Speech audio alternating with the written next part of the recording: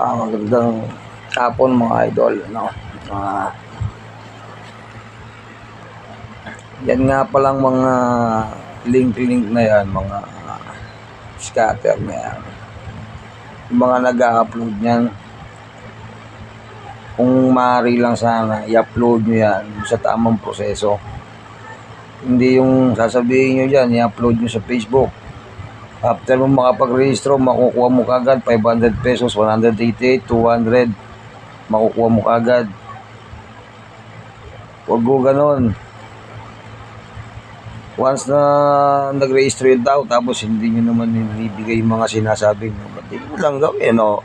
I-upload mo yan, download mo yan. First deposit, makakuha ka ng 150, ganun lang. Hindi na yung sasabihin nyo. Makakakuha pa kayo, meron pang mga 50 spin, free 50 spin, free 388. Tapos wala naman, hindi naman din nakukuha ng mga new user na maglalaro. Wag ganoon, di ba? Parang dinuloko nyo yung mga taong nagda-download niyan eh. Nasa inaantay nila, siyempre da-download nila yung link nyo para malaman nila kung legit yan.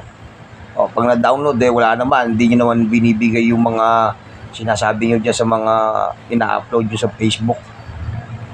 Huwag ganon, diba? I-upload nyo na lang yung mga link nyo. Ganon na lang gawin ninyo. Huwag na kayong dami pong mga sinasabi na unang pag nakarehistro kayo, makukuha agad, ganon, kesyo, diba? Yung mga dapat lagay nyo sa tama.